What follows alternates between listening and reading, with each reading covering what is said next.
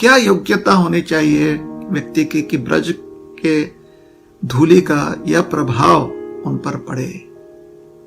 तो एक उदाहरण दिया गया है कि मटकी होती है ना, मटका होता है, मटके का अस्तित्व इसीलिए है कि वो पानी संजो कर रखे। मतलब पानी जो है मटके में भर दिया जाए और मटका उस पानी को संभाल के रखे। मटके का कार्य तभी सिद्ध होता है जब उसमें संचित पानी जो है, संचित जल जो है, वो यथारूप जैसे है वैसे ही स्थित रहे।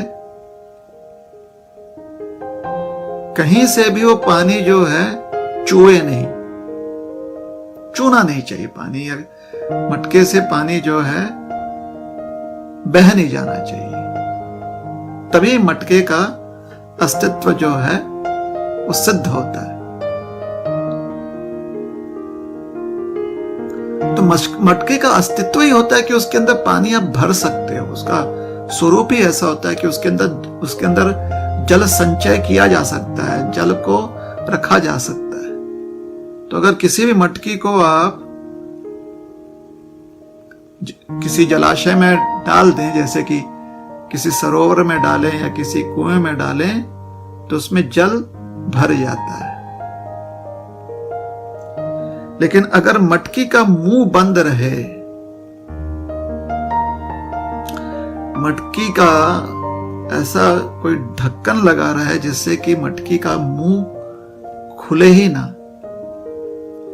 या मटकी को उल्टा रख दिया जाए किसी नल के नीचे, तो हालांकि मटकी में क्षमता होती है कि उसमें जल संग्रह हो सके, जल संचय हो सके, मटकी में वो क्षमता होती है।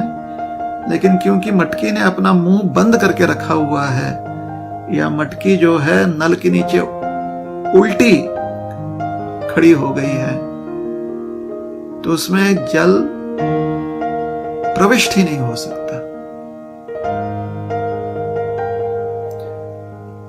तो उसी प्रकार से हमारा हृदय जो है वो कृष्ण प्रेम से भरा रहना चाहिए। हृदय में और किसी प्रकार की भावना जो है वो उचित नहीं है। सिर्फ एक ही भावना उचित है, वो है भगवत प्रेम।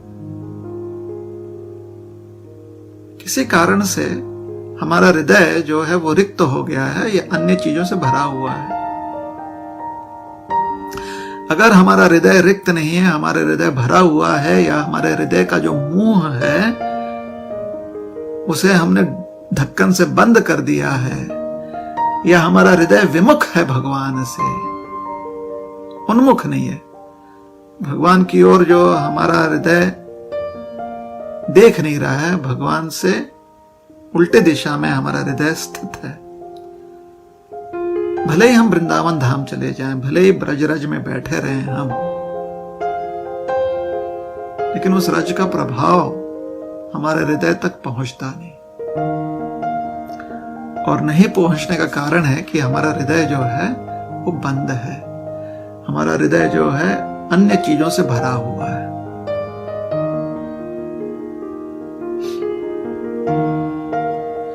तो हमारे हृदय के चारों ओर ब्रजरज जो है लग जाता है, किंतु हृदय में प्रविष्ट होने से हम ही उसे रोक देते हैं। हम ही जाने अनजाने में अपने विमुखता के कारण, अपने आलस्य के कारण, अपने केयरलेसनेस के कारण हम जो है उस ब्रजरज के प्रभाव को अपने हृदय में प्रविष्ट होने से हम रोक देते हैं। इसलिए ब्रज दर्शन के लिए अगर व्यक्ति जा रहा है तो पहले से ही हमें अपनी तैयारी करनी चाहिए। एक याचक के रूप में, एक भिखारी के रूप में,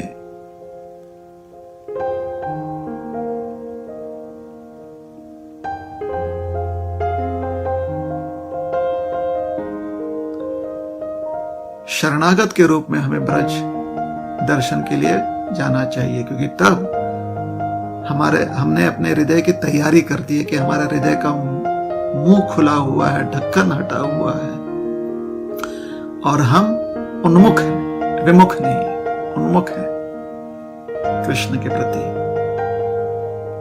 तब ब्रजराज का प्रभाव जो है हमारे हृदय में प्रविष्ट होगा और हमारा हृदय जो है कृष्ण प्रेम से भर आएगा और हम भी मन से भगवान की स्तुति कर पाएंगे, मन से भगवान का गुणगान कर पाएंगे, भगवान की कीर्ति गान कर पाएंगे।